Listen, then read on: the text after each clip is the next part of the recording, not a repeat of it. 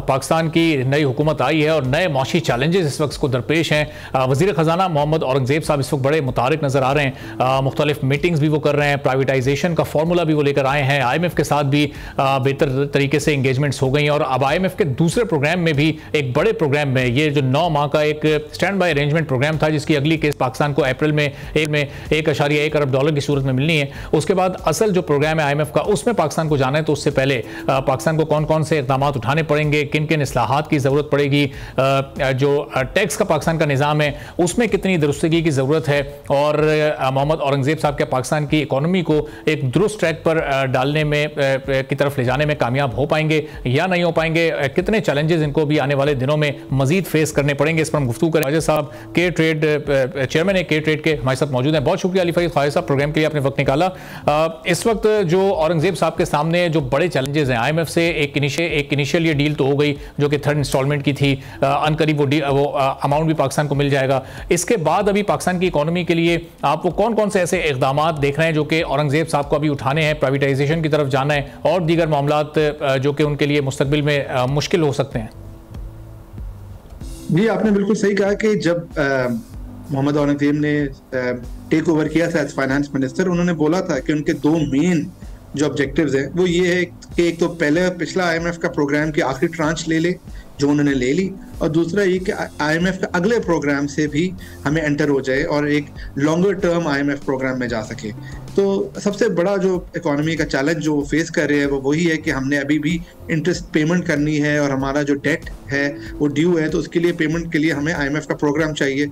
तो कल उन्होंने अनाउंस किया कि अप्रैल में मुज़ाकरात शुरू हो जाएंगे और by June he is expecting कि हम IMF का अगला प्रोग्राम भी ले लेंगे। उस प्रोग्राम को मीट करने के लिए जो शराइत है उसके लिए उन्होंने टैक्स भी बढ़ाना होगा, उनको SOE की प्राइवेटाइजेशन में भी काम करना होगा, सर्कुलर डेट का इशू सॉल्व करना होगा। तो ये 3 चैलेंजेस उनको सॉल्व करने होंगे IMF के प्रोग्राम को अनलॉक करने के लिए। और उसके साथ साथ जो बड़ा मसला है हमारा महंगाई का, उससे डील करना होगा। साथ साथ हमारे इंटरेस्ट रेट को नीचे लेके आना पड़ेगा। जब तक इंटरेस्ट रेट नीचे नहीं आते, जब तक इकोनॉमी में ग्रोथ नहीं आएगी। सही। और इफ़ साहब, ये ज़ाहिर सर्कुलर डेट को काबू करने के लिए मुस्तकिल हम एनर्जी टैरिफ को बढ़ता हुआ देख रहे हैं, ये रुक नहीं रहा किसी भी जगह पर जाकर। तो अगर हम रीजन के दूसरे ममालिक से या दुनिया के दीगर ममालिक से कंपेयर करें तो गैस की जो इस वक्त पाकिस्तान में कीमत है, क्या दीगर ममालिक के मुकाबले में कम है, कॉम्पिटिटिव है या ज़्यादा है? थोड़ी सी ज़रा इस पर भी रोशनी डालिएगा। जी, आपने सही बोला कि ये कैश 22 है कि हम जब रेट्स बढ़ाते हैं एनर्जी के, गैस के, पेट्रोल के, तो उसकी वजह से थेफ्ट और ज़्यादा बढ़ जाती है, तो सर्कुलर डेट का मसला और बड़ा हो जाता है। तो इट्स अ सर्कुलर, इसीलिए इसको सर्कुलर डेट कहते हैं कि सर्कुलर प्रॉब्लम है। इसका सोल्यूशन जो आसान सोल्यूशन था वो वही है कि अगर हम ईरान से जो गैस पाइपलाइन की बातचीत थी कि हम ईरान से सस्ते कीमत पे गैस ले लें, तो उससे वो हमारे प्रॉब्लम बड़ी जल्दी सॉल्व हो सकते थे। मगर कल यही खबर आई है कि US ने उस पर अप्रूवल नहीं दी और अपने खदशात का ही जाहिर किया है कि उन्होंने यही कहा है कि अगर आप ईरान से गैस लेते हैं तो आपको सैंक्शन लग सकती है। तो that's a problem which we have. उसके अलावा जो लॉन्गर टर्म सोल्यूशन है वो यही है कि हम डिस्ट्रीब्यूशन में जो लॉसेज है उसको इम्प्रूव करें, तो डिस्ट्रीब्यूशन में इन्वेस्टमेंट की ज़रूरत है, थेफ्ट को कम करें और चीपर सोर्सेज ऑफ एनर्जी की तरफ जाएं, हाइडल पावर की तरफ जाएं। मगर all of though the long term solution, there is no, unfortunately there is no short term fix for the circular debt and energy problem. सही। और अली फरीद साहब, इसमें नई डिस्कवरीज कितने इंपॉर्टेंट हैं? हमने पिछले 8 माह में, 9 माह में काफ़ी सारी नई डिस्कवरीज होती देखी, लेकिन वो बहुत छोटी छोटी डिस्कवरीज थी। कोई ऐसी बड़ी डिस्कवरी क्या एक्सपेक्टेड है? क्या कोई रिसर्च ऐसी चल रही हो कि उससे फिर ये मसले को हल किया जा सके, किसी हद तक पाकिस्तान की गैस प्रॉब्लम सॉर्ट आउट हो सके?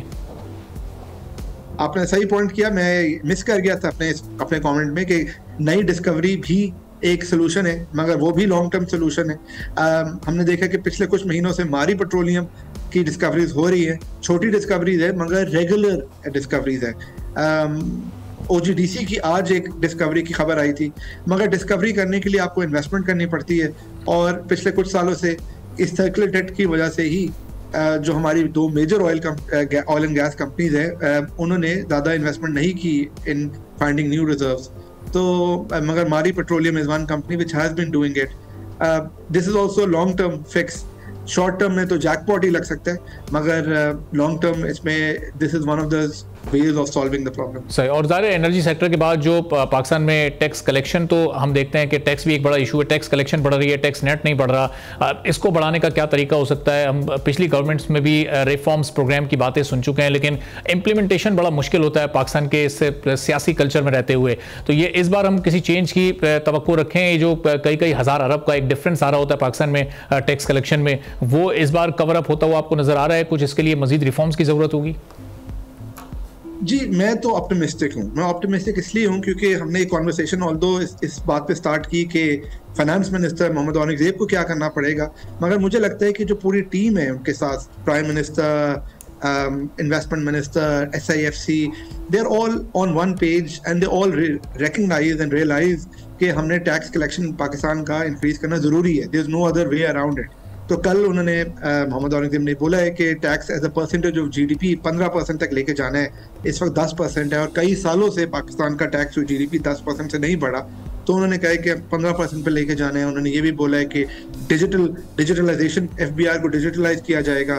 तो मगर मेरे ख्याल में जो सबसे पॉजिटिव बात है कि this is not just his agenda, this is the agenda of everybody in the government, whether he's the planning minister, whether he's the investment minister, whether he's the economic affairs minister, or whether it's the SIFC. They're all on one page and they know कि इस tax reforms के अलावा कोई there's no way out.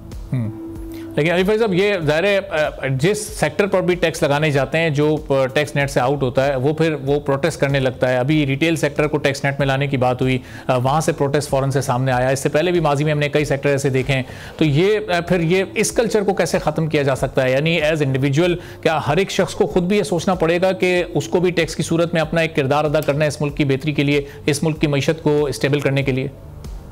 जी, आपने बहुत अच्छा point raise किया है और मेरा जो पिछला जो पॉइंट था वो इसी बात को मैं इंडिकेट करना चाह रहा था कि एक फाइनेंस मिनिस्टर इतने स्ट्रॉन्ग डिसीजन नहीं ले सकता। हमने देखा है, बार बार देखा है कि जब भी हमने या रिटेल को टैक्स करने की कोशिश की, या एग्रीकल्चर को टैक्स करने की बात की, या रियल एस्टेट को टैक्स करने की बात की, तो लॉबी ग्रुप्स इतने ज़्यादा स्ट्रॉन्ग है कि वो उस पर इतना प्रेशर क्रिएट करते हैं कि फाइनेंस मिनिस्टर्स की छुट्टी हो जाती है उस वजह से। मगर इसलिए इस बार मुझे जो इस बार ऑप्टिमिज्म इसी बात पे लगता है कि इस बार all the stakeholders, including most of the political parties, also are on the same. जी, देखिए कि हमें इंडिविजुअल का एहसास करना चाहिए और रियलाइज करना चाहिए, क्योंकि अभी बहुत पुरानी बात नहीं है। अभी 9 महीने पहले ही ऐसे हालात थे कि हमें लग रहा था कि मुल्क डिफॉल्ट कर जाएगा, और अगर मुल्क डिफॉल्ट करता है तो हम सबको as individuals, as corporate owners, as business owners, हम सबको इतनी बड़ी हिट लगती है कि हम उससे बेहतर है कि हम टैक्स दे दें और मुल्क को सस्टेनेबल ग्रोथ की तरफ लेके जाए, जिसमें हम सबको फायदा है। सब्सक्राइब करें और बेल दबाएं ताकि कोई खबर रह न जाए।